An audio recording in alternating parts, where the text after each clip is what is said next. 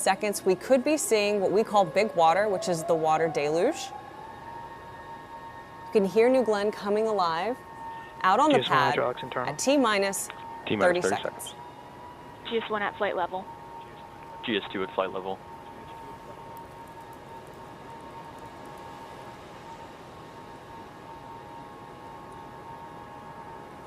Yes, this water deluge system that Tabitha just mentioned is turned on, and the system provides acoustic. When turned on, it will provide acoustic suppression to protect the vehicle from shock waves and also to cool the launch pad. There we go. 3, 2, big water. 1. We're at T-minus 3 seconds.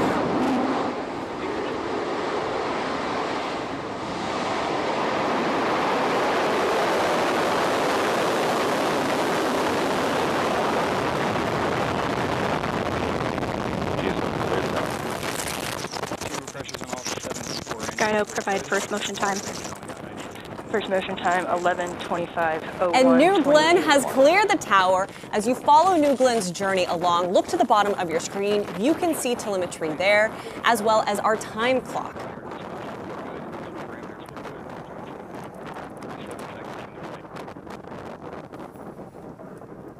Vehicle's now completing the pitch over maneuver. Strakes are now level.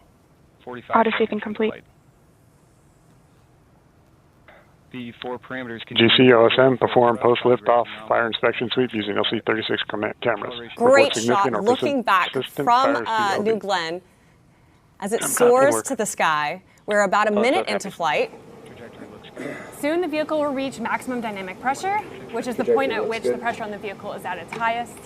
1 minute, 6 seconds. Beautiful shots from New Glenn. Body rates continue to look nominal. Data quality is good. We can hear Patrick a little bit now. Yeah, starting to come in. It looks like it's right down the middle of the corridor. 1 minute, 20 seconds. Trajectory is nominal. T plus 1 minute, 20 seconds. Now passing Mach 1. Oh, we can feel the rumble here in the studio. 1 minute, 30 seconds into flight. Back to you.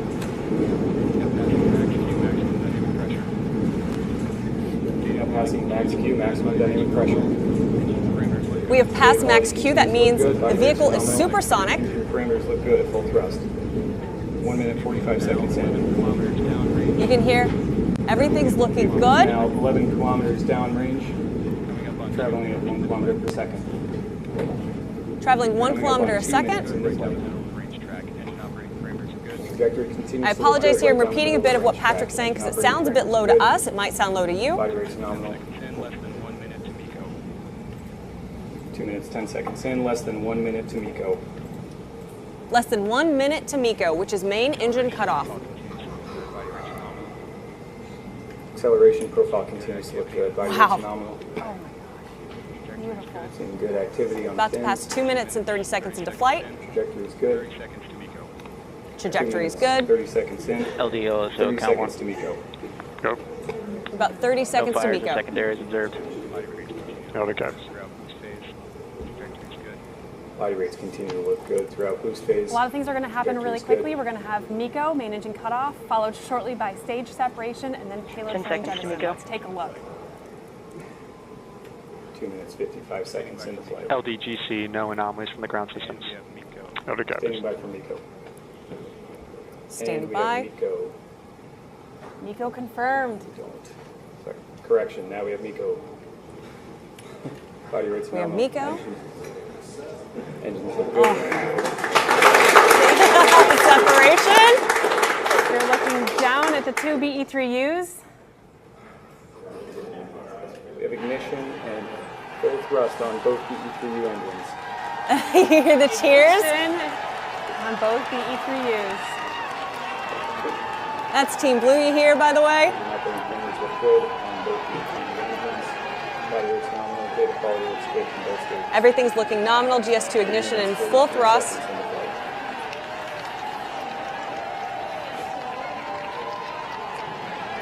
Good indication of full frame jettison. We have payload fairing separation.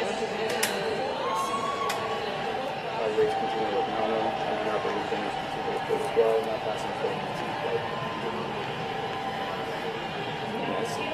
Just over 4 minutes into flight. That beautiful blue marble. US 1 engine ignition. Between new engines continue to look good. Same good TPC response, body rate's nominal.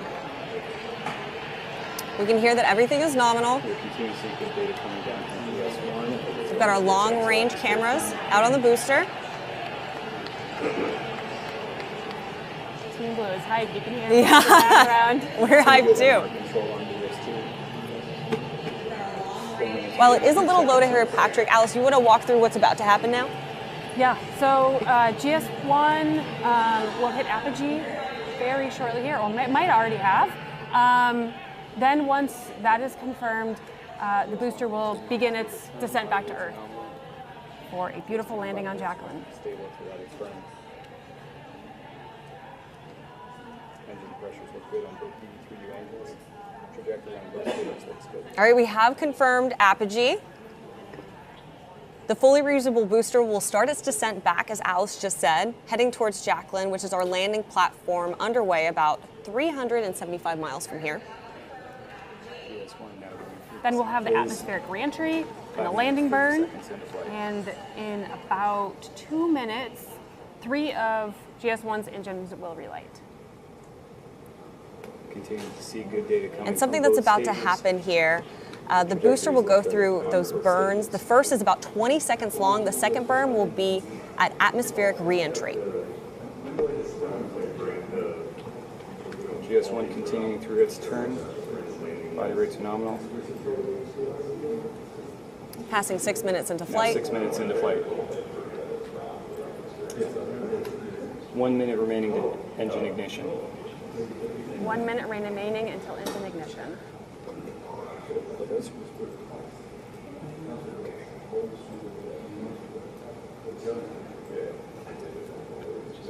You're looking at a long-range camera. Continues to look good.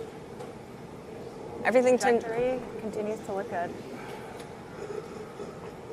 it's that little dot in the middle of your screen if you're tracking. Engine pressures continue to look good. Body rates are nominal. 6 minutes, 35 seconds into flight. GS1's completing its exo turn. Body rates nulling out in pitch, yaw, and roll. Data quality continues to look good.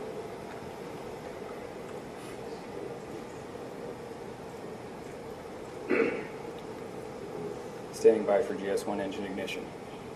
Stand by for GS1 engine ignition. Now passing 7 minutes into flight.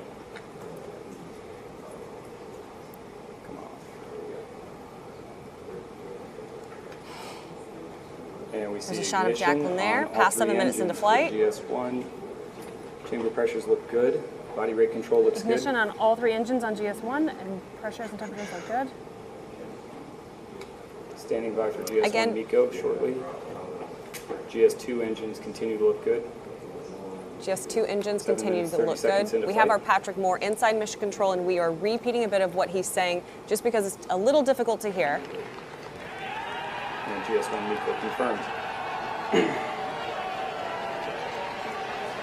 Continue to see good data on GS1 and GS2. Body rates are Awesome. good. We have the Good GS1 stages. booster reentry burn complete. And next up, we will see the landing burn.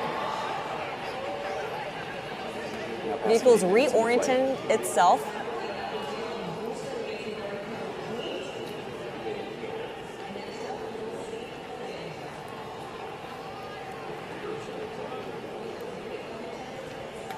Now passing through GS1 descent max Q. Passing through GS1 descent max Q. Beautiful shot. Oh my of gosh. GS1 there. GS1 seeing good activity on fins. 8.5 minutes into flight. GS2 is now halfway through burn 1. About 30 seconds away from that landing burn. GS2 as expected. Both engines continue to look good. Sounds like the engines look good. Coming up on landing burn. And we see 3 good engines on landing burn. Engine ignition confirmed. 3 good engines on landing burn is what I'm hearing from Patrick. Are they changing GS1? They are. Landing Little low-level clouds. Switch to one engine. Seeing the chamber pressure. Here we go. Oh my God.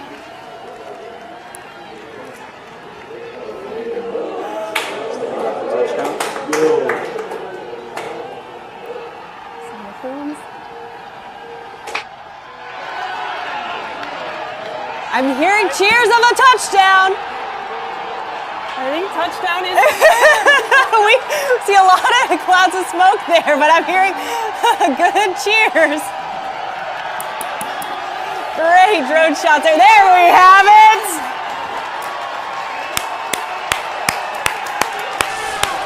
Welcome back once again. Never tell me the odds. It's good to say that twice, Alice. Oh my gosh, it sure is. Look at that shot of GS1 on the landing barge. Beautiful landing. We love it when it hits right in the middle of that feather.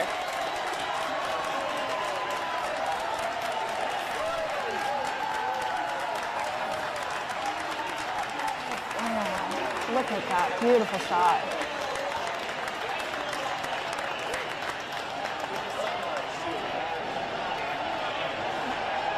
Jacqueline? Love to see it. Never gets old. It doesn't. Back home on Earth. Welcome back. For a second time. Yeah.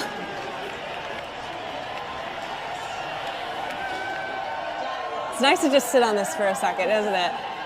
Team Blue is still going nuts. Yeah. You can see we're using our drones, making sure we get this beautiful shot for you guys. This is shortly the ROV is going to come in and safe the vehicle.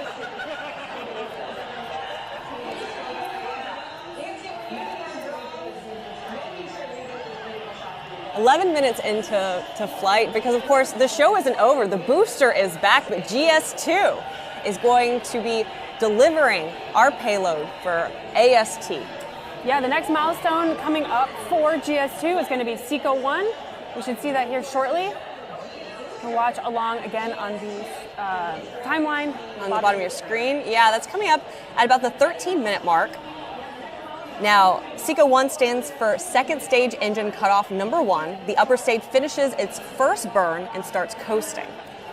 And then about an hour and 10 minutes after flight, after liftoff, SECO 1, which is the second engine cutoff, again, for the second time, but a shorter burn.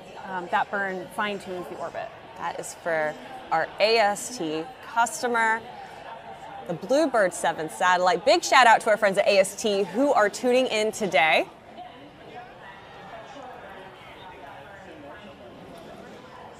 Never tell me the odds. A perfect name if you ask me, Alice.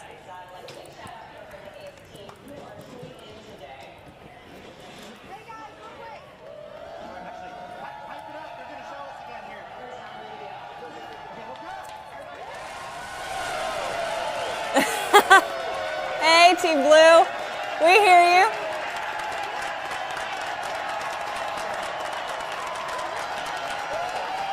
It's the best part of being here, Alice. Team Blue shows up time and time again.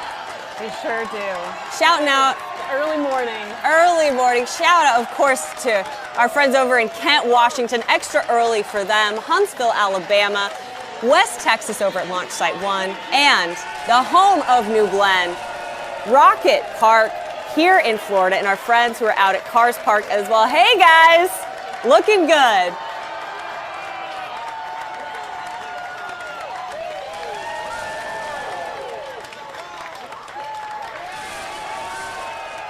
And I'm hearing SECO 1 is confirmed. That is the second stage engine cutoff, number 1.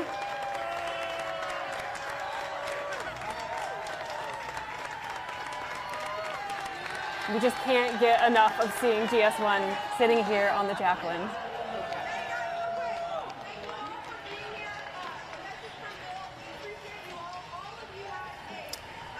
So we have to talk a little bit more, as we mentioned, about what is coming up. So we just passed SECO 1, and then in about an hour and 10 minutes into flight, we'll have SECO 2. That is the second stage engine cutoff, again, after a shorter second burn that fine-tunes the orbit.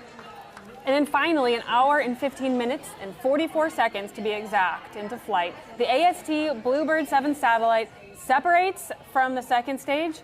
And that's the moment we officially deliver our customer payload to orbit. Yeah, and of course, bringing back Never Tell Me the Odds is a huge deal for us here, but the mission isn't quite over. Those are the milestones that do still lie ahead. You've got a drone shot there, of course, Jacqueline, and the booster Never Tell Me the Odds. But it's been a great a great day to be a part of Team Blue. If you want to, you can follow the progress of what's happening with our payload on social media as the flight is progressing. But before we let you go, if you like what you saw and you want to be part of Team Blue, we are hiring. Come join us.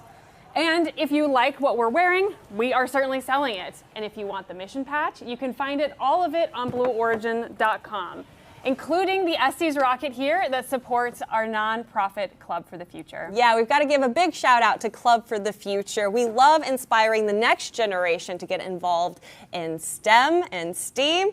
Of course, that's science, technology, engineering, arts, and math. Thank you guys for joining us today. It has been a great day to fly. I am Tabitha Lipkin. For Alice Watts, Ben Durkee, Patrick Moore, and the more than 10,000 people who work here at Blue and make everything we do here possible, thank you for watching. We will see you at the next launch. Gradatum Ferociter.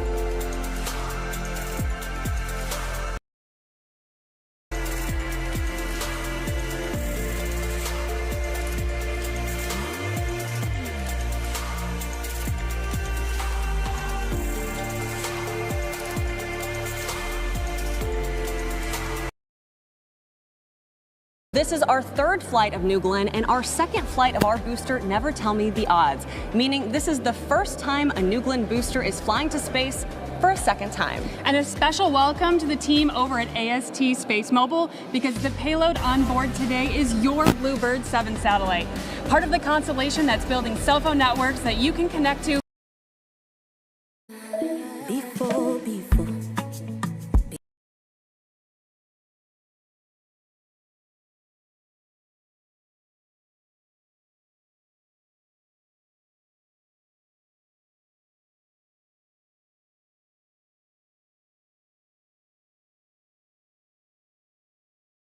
burnt and rusted from, goodness knows how many landings from Falcon 9 at that point. So, you can only do so much. I think some scorching is the least of Blue's worries. They can always give it another coat of paint if they need to. They've probably got enough time before their next flight. But that being said, there's a booster out at sea right now, and it will be coming back to port, and we will have views of it coming back to port. So do stay tuned, because we will be bringing that to you live. Not today, of course. That will be in a few days' time. But that booster will be coming back to port later in the week. Absolutely. We've got a couple of more questions coming in the chat. Forward79 asks, do you think they'll use Leo for videos soon? I think they're referring to Amazon Leo services for that.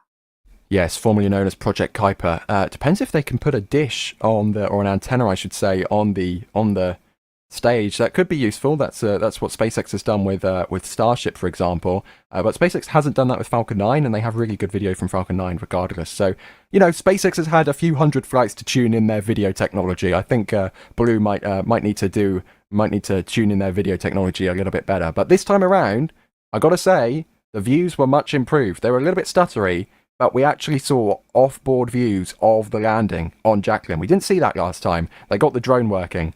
So yeah, and fingers crossed that drone was recording locally. So I cannot wait to see what Blue Origin releases after that drone returns to land, and they can upload that on a more reliable internet connection. Absolutely. And I think we're getting some of the images coming in from our team on the ground. I'm hoping we can share them with you very shortly. Thank you so much for them and all their work that they're doing. This is a great little comment that's coming on the chat from Aaron, who said, just finished my first week at SpaceX. Love that y'all sell uniforms for me. Go Blue, all rockets are good rockets. Now that is a very valid point, wouldn't you say, Ryan? Indeed. And it's so cool to see people who watch us getting inspired and joining industry, because if there's one thing I can do and it's to inspire someone else to help build the rockets of the future, then I'm really glad that people have gone and done that. It's so cool. All right, I think we're ready to share some of the images that have come in. Well, first of all, we have our new collection available at shop.nasaspaceflight.com, which is, of course, the Where's Jacqueline? There it is. The booster knew where Jacqueline was. It found it. That is available on shirts in the store in collaboration with the Daily Hopper, which is so cool. I love this design.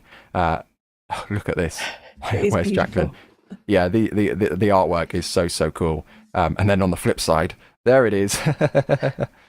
Yeah, that's really cool. I hope we can get more things like this in the store, because these are the neat things, which is like, you know, our store team works really hard. We don't just take a picture of the rocket and put it on a t-shirt. We don't just do like rip some picture off online and just put it on the shirt. These are custom designs. We put, you know, heart and soul into these things, and it really makes us really happy when we see people enjoying them. So yeah, store team, I'd really like one of these if you wanna get one on the way. Yeah. It is my quote after all. Should I be charging royalties on these? I don't know. Probably too late for and that. we've got a whole collection there as well. Oh my goodness, the Where's Jacqueline collection as well. And get it on a mug as well. Awesome. I think we all need that for our mugs of tea this morning. We did start coverage very early. It was 4:45 a.m. local time. We're now currently looking at just after 7:45 a.m. local. So we have been going for 3 hours with lots of mugs of tea and coffee keeping us going. And these gorgeous images still from Launchpad 36 even, from Cape Canaveral Space Force Base. Thank you to our team on the ground that have been able to capture those. And speaking of our team on the ground, we do have the images and replays ready, I believe. So let's take a look.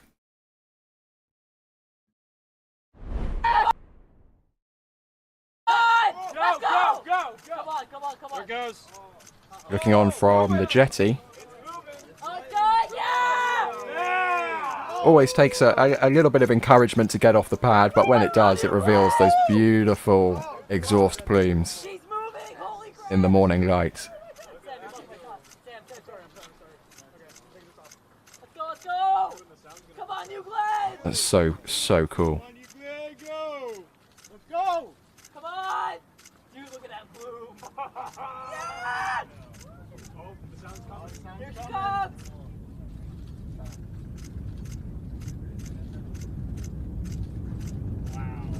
Let's go! I love the excitement with all the commentary in the background for this one. Yeah. And now we can hear the rumble start to come in. Of course, we're a bit away from the pad, so it takes a few seconds for the sound to arrive, but it sounds so good.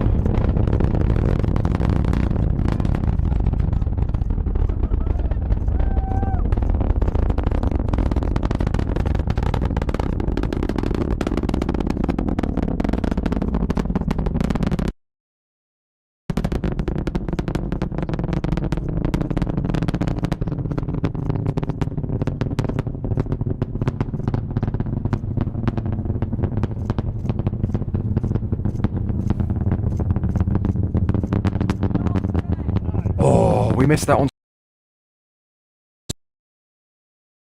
You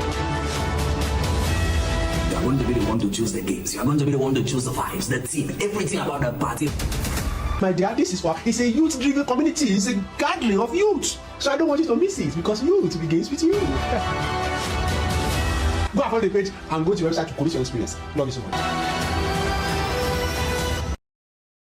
Stay dry and fresh with Nivea Dry Deo.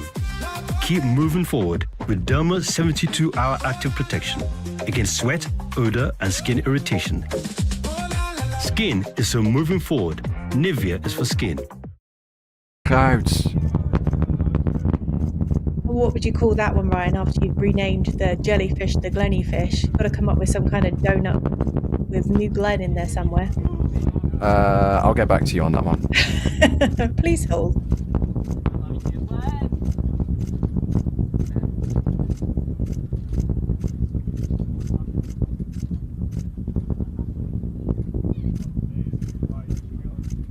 Amazing footage. Great work by the team. Yeah, I'm pretty sure this is Max's camera. Well, that was Max's camera. This is one of our robotic cameras stationed along the beach. And look at this. Lifting off. This is real time, by the way. One of our robotic trackers as well. Oh, and you can even see it pitch over there. You can see the rocket is so big you can actually see the pitch over, like perpendicular to the camera view. That's so cool. That is really cool.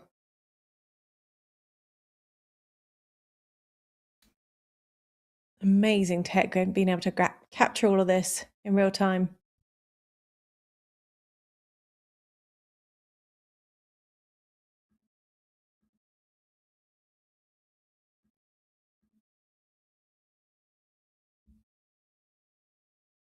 That really did track it for some time, didn't it? Yeah.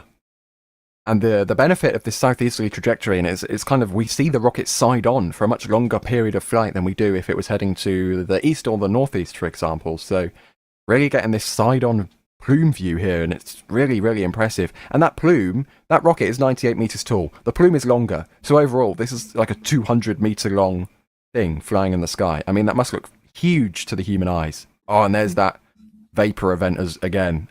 Look at that. Oh.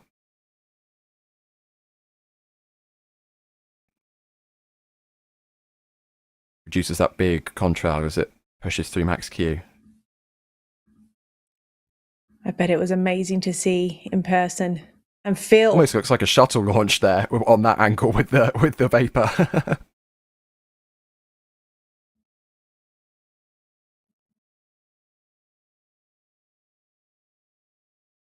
This one tracked remotely by our Space Coast Live operator Gav, who's also been keeping track on all of the marine assets for us as well. He was actually the person who spotted that Go America, that offshore supply ship, is stationed in the landing zone. And again, that could potentially be experimenting with fairing recovery. So when Jacqueline comes back into port, and fingers crossed the booster stays vertical, and we see Jacqueline get all the way back to its home base, maybe we'll see some New Glenn fairings in trail. Perhaps.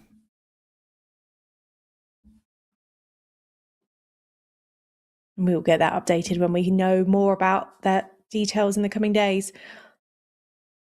View from the port here. Yeah, looking over from one of our fleet cams at Rusty's Seafood and Oyster Bar. Thanks to Rusty's for allowing us to host the cameras there as always. And there you go. You can see that big rocket rising in the background with the sunrise as well. I'm a little bit sad we didn't get the Glenny fish, but you know, it's still a beautiful ascent regardless with the clouds being illuminated there by the sun. We had a few questions coming in about the cruise ships and whether or not they destroyed some of our views. There were quite a few that were coming into port this morning. I bet they got some luckily they all arrived views. at 5 a.m, which is well before the launch. So we had clean views from all of our cameras. No cruise ships in sight. They must have learnt their lesson from the previous flight. So thank you, cruise liners. Thank you for not blocking our cameras. Comments coming in, people saying looks like an exclamation point with those contrails. It certainly does. Another view from the port.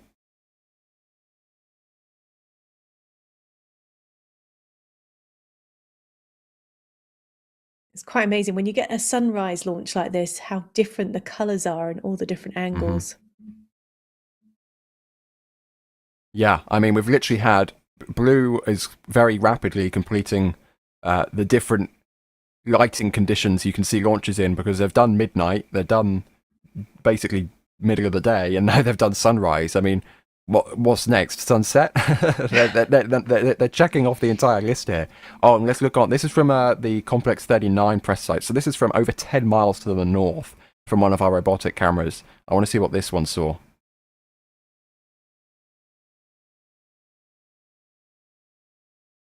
If it did catch it. I was say, was that the right angle for it? Hopefully.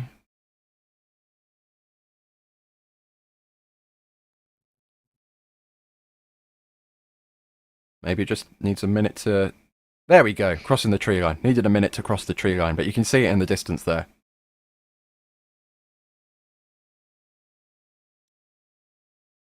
Oh yeah, I see it. Gosh, you've got sharper eyes than I have at this time of the morning. Yeah, it's very, very small. It's like 2 pixels on my screen.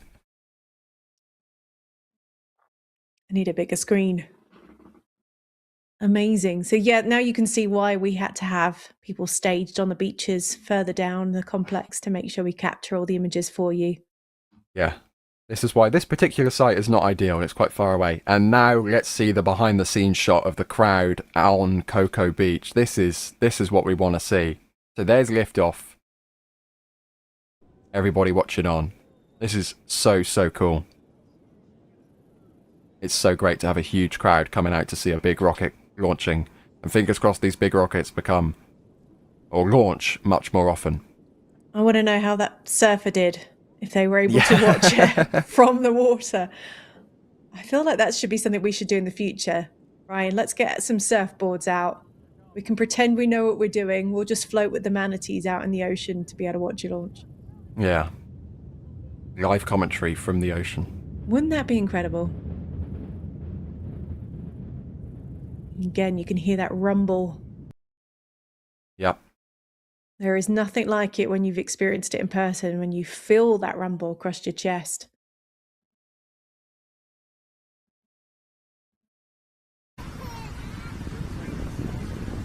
Let's watch on. I think this is Dee's track from the beach. So same position as the last shot, but zoomed in much, much more. You get all the colours there of that ignition. Look at that. And in this lighting, the plume is less blue and really kind of pink and purpley. Yeah. Compared to the nighttime blue that we saw.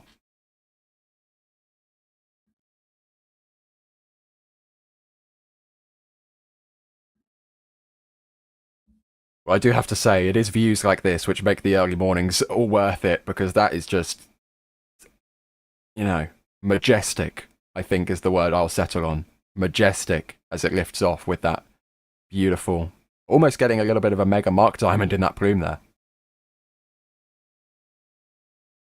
Absolutely gorgeous. And we're currently 31 minutes into flight, just watching the replays of the launches from all the angles that we captured this morning.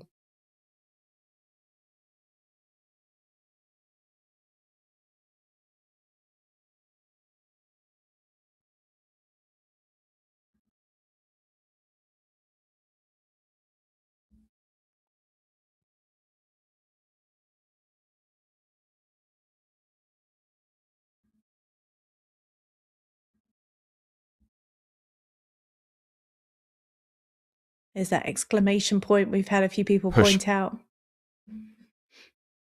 I was just going to say, pushing through the clouds. I mean, that's just, it's, you know, the clouds, of course, bad, but if we had to have clouds, that's pretty. They are beautiful, aren't they?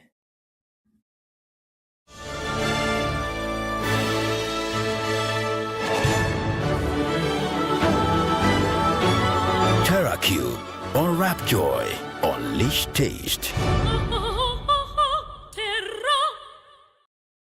Can a cooking oil reduce cholesterol? Yes, rice bran oil can. It is rich in gamma oryzanol that reduces cholesterol. Alpha-1 in Asia and Golden Terra, Smart Balance oil in Africa help reduce cholesterol. Heart Healthy oil, the smart choice. Boats are back on the rivers. Good for them. Not a bad morning to be out there. Wake up, watch a launch, go hang out on the water.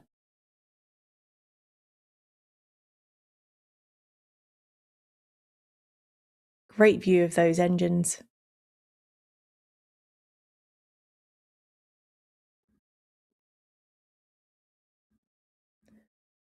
I think we've got Julia back on comms. I've got to ask Julia, what was it like? What did it feel like from the ground?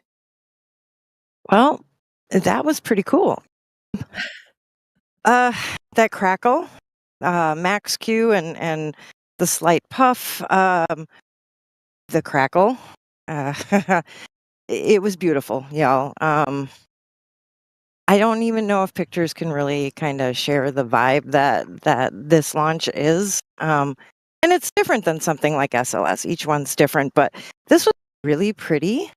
I have a feeling a lot of pictures are going to come out kind of almost monochrome, which is neat, just due to the way that light hit for most directions. So I don't know, you guys, what do you think? Because I thought it was pretty special. I think from our perspective, it was incredible. Beautiful views. Yeah, truly, truly incredible. Julia, I did want to ask you, as someone who has seen a few launches from the Cape, how did the sound of New Glenn compare to Falcon 9? I'd imagine, I've never heard SLS or a shuttle, but I'd imagine the solids are hard to beat. But how does the actual like experience compare? Because we can see the tracking shots, but what's it actually like in person? Oddly similar in a way. I mean, it depends where you are. Like, it was almost quiet going up. I know sound is delayed a bit, right? But I mean, it was almost quiet, and then all of a sudden, it was just crackle all over the place. And maybe for me, that was closer to max Q with my eyes. But it's similar. I know you guys have all seen streams where Max is like, "Oh my god," and it was just a Starlink, but it was a special Starlink because the noise. And Max has heard the same crackle for Starlink as I've heard today at Cars Park. So I'd like to say it was terribly different, but remember, I also just saw SLS, so the solids kind of ruined me. You have been spoiled, haven't you? The solids Yeah. kind of saturate all I've been spoiled. expectations. Yeah, and to be honest, like I've watched static fire of something like Falcon Heavy and had very polar experiences from the exact same viewing spot. The very first Falcon Heavy static fire was crazy and loud, and then the second time, we never heard it, not once, and I was maybe less than 3 miles from that pad. So, but you know what? It was special sharing it with everybody at the park, everybody here on the stream. So, everything's special in its own way, y'all. Absolutely.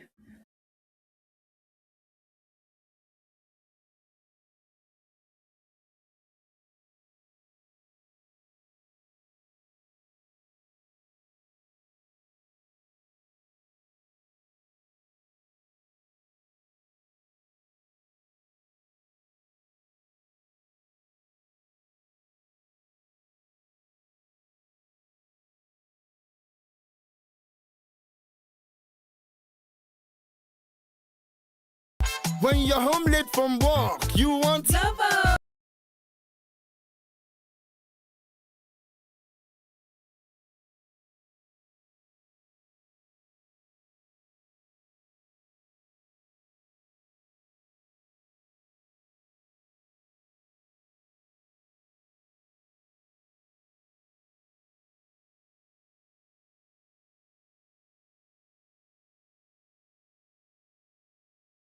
Filings for another launch pad at the Cape. They're working on as we see, a SpaceX recovery vessel now heading out, photobombing our view there. Good timing, SpaceX, in the bottom left. But yeah, they have filings for a new pad at the Cape. They have proposals for a new pad at the Vandenberg Space Force Base.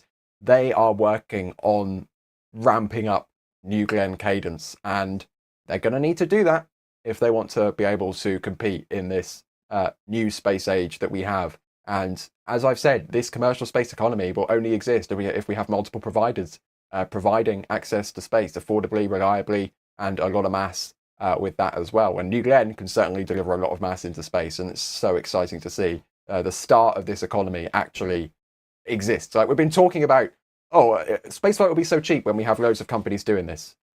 We didn't have loads of companies doing this. Now we have multiple. It's only 2 for now, but more are on the way. And this is when things are really going to hockey stick up in the graph of space activity. Love that. This is a great comment here for you, Ryan. Patrick Duggan says, no Glenny fish, but we did get a Glenclamation point. Brilliant. It brought you to the naming of what we were seeing there in the donut. Oh, out of the shot, please, ship. Yes, thank you, SpaceX recovery ship. Now, we Ryan, give them a little bit of credit. They waited till launch was done. Yeah, Okay. that is nice of them. That is nice of them. Yes. Yeah. and it is rather busy over there right now. They've got lots going on, haven't they? Well, Yeah. I mean, it's always in out, yeah. Everybody's got a talk lot about. going on. What are you talking about, lady? Everybody's got everything going on. I mean, even just looking at Port Canaveral now, we have both SpaceX and Blue Origin. SpaceX have multiple drone ships. SpaceX have multiple recovery assets. I mean, it's so busy. And that's just the marine traffic. We're not even talking about rockets yet. And then you look at the Cape and see how much stuff is going on. I mean, it's just, what a time to be a spaceflight fan. I keep saying it, but truly, like, we are at the start of the big thing. Like, we are in the start of the economy ramping up right now, and that's exciting. I love this comment as well. It's just come in from Stuart, who says, "Where's Jacqueline? There it is." Gets a chuckle every time I see it here on the NSF intro, and now he gets to wear it as a t-shirt because, of course, we have got that on a t-shirt as part of our new merchandise. Correct, Ryan? You are now a meme. Yes, we do. I am now for sale on the shop.nasaspaceflight.com Not you. for your drinking Pleasure. and wearing hoodie pleasure, I guess. Not you in person. We might No, need but to my clarify quote, my that. quote. I should have trademarked that before they put it on the shop so I could get royalties. Too late now, my friend. Too late now, but it is a great image. Go check out the shirts. They are incredible. Oh, there they are. Look, there it is. Where's Jacqueline? Isn't that a great image? Yeah, We've the Daily partnered Hopper with, really did a great job with the artwork here. yeah. An original. You get an original Ryan quote. Yeah. There it is. Great shirt, and it's available on hoodies and mugs. Go check out the merchandise that's available for you today. TJ also saying, love the shirt. We all do. Well, it's nice to see people picking it up. Absolutely. Joel's saying, congratulations to the Blue Origin team and AST Space Mobile. So exciting. The future is near. So, of course, we are still waiting on the payload to be released, correct, Ryan? Indeed, we are, despite the fact that Blue Origin have decided to not provide us live views, we are still in flight. There is still things happening, and the next event is going to be the startup of the second stage once again. That's scheduled for 1 hour, 9 minutes and 41 seconds into flight, or approximately 30 minutes from now. And that will light up the engines for approximately another minute to kind of circularize the orbit there, and then the payload will deploy 5 minutes after that. Which is, of course, that 6.1 metric ton Bluebird 7 satellite for AST Space Mobile. And then after that, at 2 hours, 49 minutes and 12 seconds into flight, the second stage will then conduct a disposal burn. So it will light its engines pointing in the wrong direction to lower its orbit so it impacts the ocean 3 hours, 5 minutes and 8 seconds after launch. So we are hanging around until we get some more updates on that so that you guys know exactly what's happening with this launch, despite Blue Origin not sharing that in a stream. I love the fact that there's now a competition for naming things after your Glenny Fish. Gentleman Man Otter has said, New Glen Donut is a glow nut. I suppose it Trying to works, but name- then you lose the Glen, so... We say no to that one, do we? Yeah, I think so. We have got a couple of questions asking about the drone ships. One of them's asking what the SpaceX recovery drone ship is doing. Are they going to recover anything? Are we expecting a SpaceX launch soon? The vessel we saw going out was one of their support ships, which can sometimes tow a drone ship, but usually it's just nowadays going out to fish fairings. So coming up from the Cape tomorrow, we do have the GPS-3 Space Vehicle 10 launch. That is tomorrow morning, even earlier than the New Glenn launch today. So that could be for one of those. It's the only Cape Falcon launch I see in the schedule for little whiles now. So yeah, it's if I had to guess, I would say that is to support the GPS-3 Space Vehicle 10 launch tomorrow morning. And if people want to find out more about what launches are coming up, Ryan, where can they find that information? That is a great question, Alice. We have nextspaceflight.com, also an app on the iOS App Store and Google Play Store, and you can keep up to date with all the latest information on all of the different launches. You can, if you have the app, you can set notifications and filter based on, you know, what specific rockets or launch pads you want to be notified for, and it means you can never miss a future launch. And it's constantly updated with a team of people who help literally scour the internet for hazard zones and updates from companies, and it combines all of that information into an easy to digest platform, which is Next Spaceflight, and gives you the most accurate information we have that is publicly available for the future launches coming up from planet Earth. Ben Glasgow's asking, what are your thoughts on second stage dropping altitude? Because we are waiting on that. That is a pretty normal procedure. I'm not sure specifically what point of flight you are referencing, but if you're talking about the final stages of the second stage's flight, usually they go a bit higher as they gain altitude, and then they switch to trying to accelerate horizontally, so they dip down a little bit. But the telemetry we're receiving when Blue Origin was sharing it with us indicated a stable orbit, so that's not a concern at all in terms of altitude there. Of course, when you're going to orbit, you need to go up, but you also need to go sideways, and the sideways part is really, really important, because if you just go up, like New Shepard did, you come straight back down, so you have to go sideways really, really, really quickly. So altitude is obviously important, because you don't want to be falling back into the atmosphere, but altitude is less of the critical component in that equation. The velocity is what indicates what the altitude will be, if that makes sense, because if you're really high, but you have no velocity, you're just going to fall straight back down. But if you're low, but you have really fast velocity, then you'll keep going around, if that makes sense. Absolutely. I think we've got a bit of a tease that we can share with you, a bit of a taster of some of the footage that was captured by Dee on the ground. If you want to see the full thing, you will have to go check out our socials, but look at this. I think Das described this as an NSF Skunkworks project on the Artemis 2 stream. But yeah, we're working on upgrading our optics here, and I think this little preview will give you a good example of what we mean by improving our optics. Gorgeous. Look at that. If you want to see the full slow-mo of that, again, go check out our socials for the full video. We are on X. We are on Facebook. You can find us on... Heartburn is caused by stomach acid rising. Gaviscon Double Action neutralizes this and forms a barrier to stop them rising for up to 4 hours. Gaviscon is now available in a sachet.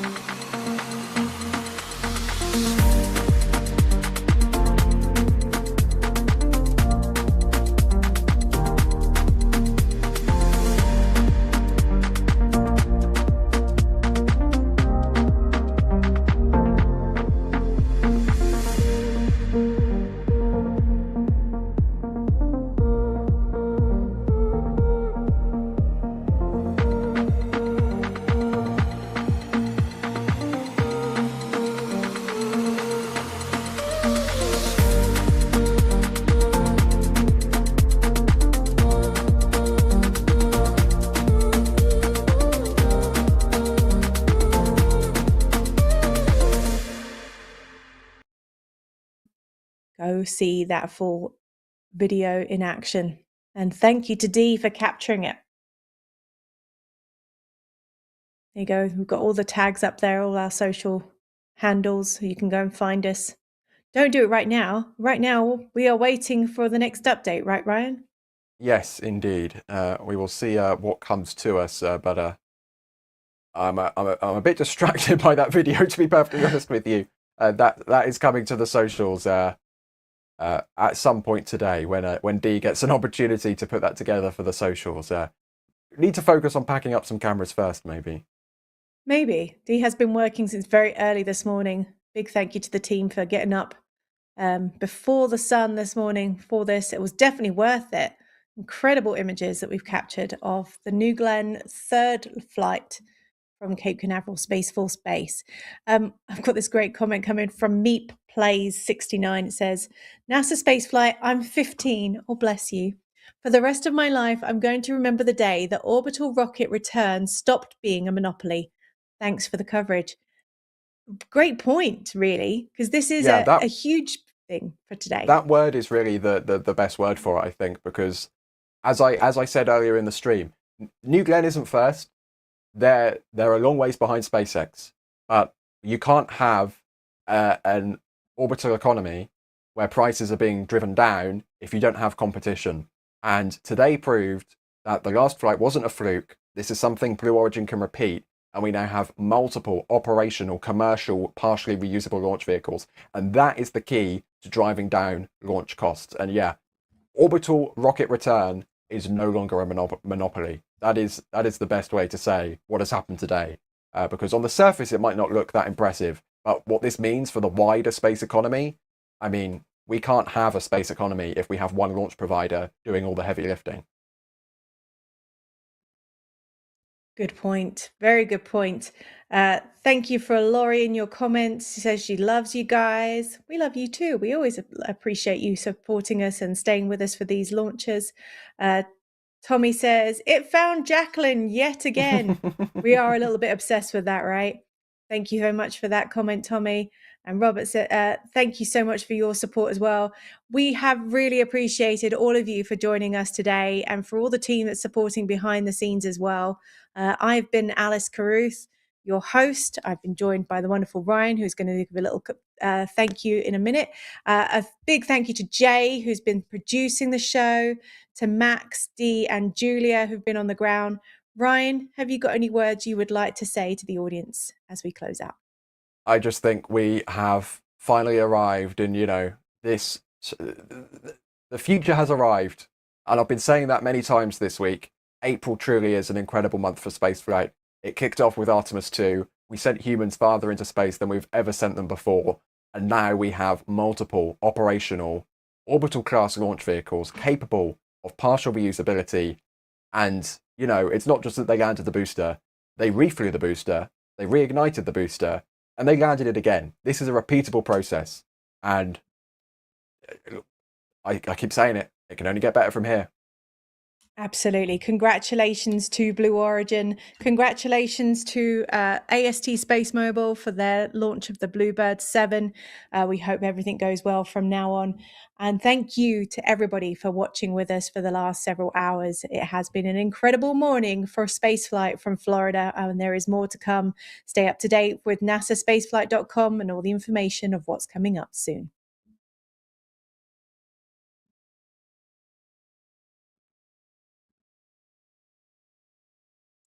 I've just been nudged to remind you that there is more coverage from AIAA.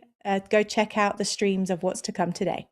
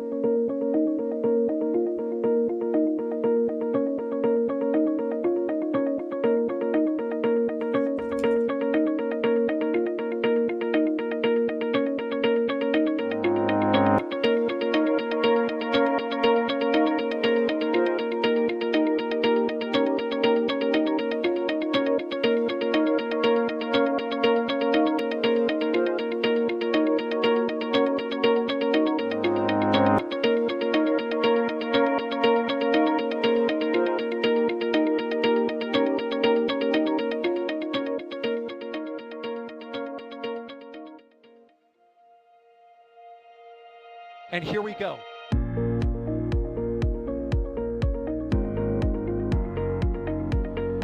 There's the deluge. Here's ignition. Throttling up. Did it just do a Kerbal? Back to the moon and beyond. Put that in the big bag, you know. Back at home, we all have a lot of work to do, but from here, it sure looks like a perfect flow. Propulsion continues to be normal. We did have an observation. 343 unfolds to go. It's orange! Water towers can fly!